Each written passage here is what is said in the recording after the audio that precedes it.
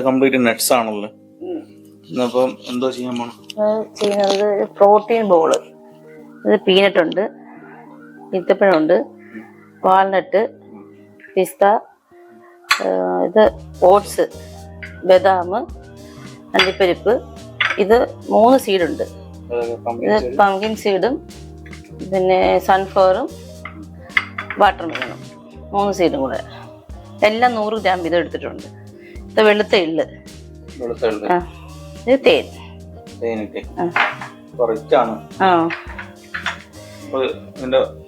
ആരംഭിക്കാം. ഇതെല്ലാം ഒന്ന് ഡ്രൈ ഫ്രൈ ചെയ്തെടുക്കണം. പാൻ ചൂടായിട്ടുണ്ട്.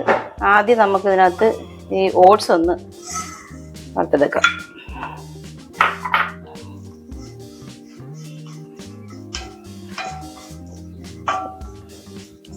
ഓട്സ് ഇതിൻ്റെ മറ്റേൻ്റെ എല്ലാത്തിൻ്റെ കൂടെ ഇട്ടാൽ ഓട്സ് കരിഞ്ഞു പോകും. അതുകൊണ്ട് ഓട്സ് സെപ്പറേറ്റ് വറുത്തെടുക്കണം.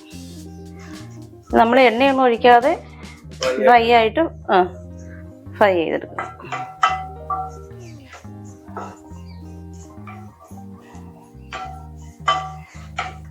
ഓട്സ് റെഡി ആയിട്ടുണ്ട്. ഇത് നമുക്കൊരു പാത്രത്തിലേക്ക് മാറ്റാം.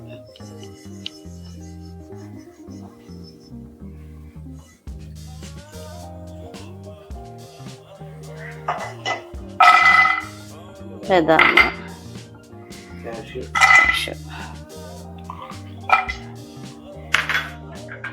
വാൾനട്ട്, ഇത് പകുതി ഫ്രൈ ആയിട്ട് മറ്റേ സീഡ് ഇടാം. പീനട്ട് ലാസ്റ്റ് ഇട്ടാൽ കുറച്ചുകൂടെ കഴിഞ്ഞിട്ട് ഇട്ടാൽ മതി.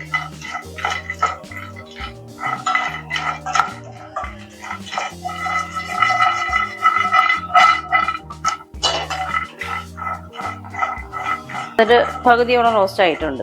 ഇനി ഇതിലേക്ക് ഈ സീഡ്സ് ഇട്ട് കൊടുക്കണം.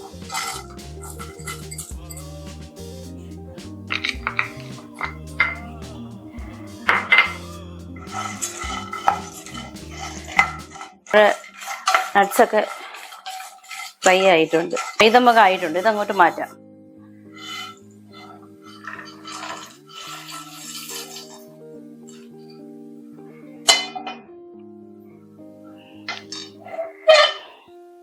ഇത് ഒന്നുകൂടെ നമുക്കൊന്ന് വറുത്തെടുക്കാം. കപ്പലണ്ടി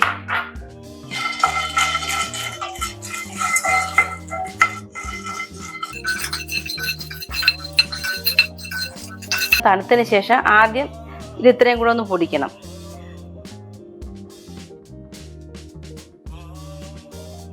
പൊടിച്ചിട്ട് വരാം. ഇതാണ് എൻ്റെ പരിപാടി. ബാക്കി കൂടെ നമുക്ക് പൊടിച്ചെടുക്കാം. അത് 2 പാർട്ടായിട്ട് ഇടണം. ഇല്ല നന്നായിട്ട് പൊടിച്ചിട്ടുണ്ട്.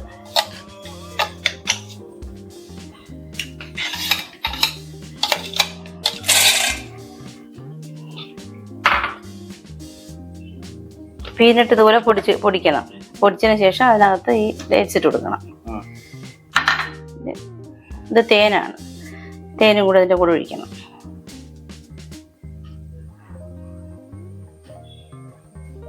ഇനി ഇത് നന്നായിട്ട് അരച്ചെടുത്തിട്ട് മിക്സ് ചെയ്യാം.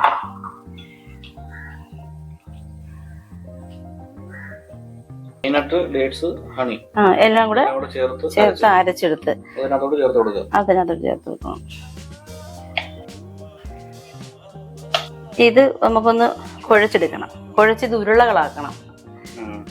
അപ്പൊ ആവശ്യത്തിന് കുറച്ചുകൂടി തേനിനകത്ത് ഒഴിച്ച് വേണം കുഴച്ചെടുക്കാനായിട്ട്. കുറച്ച് തേൻ ചേർത്ത് കൊടുത്താൽ മതി.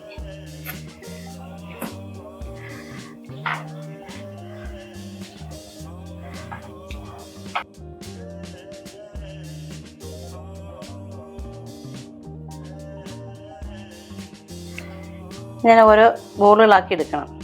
അത് കയ്യിൽ ഒട്ടിപ്പിടിക്കാതിരിക്കാൻ ശകലം ബട്ടറോ നെയ്യോ വേണം കയ്യിൽ തൂത്താൽ മതി. എന്നിട്ട് ഈ എള്ളിലേക്ക് അതൊന്ന് ഉരുട്ടിയെടുക്കണം. വൈറ്റ് എള്ളിൻ്റെ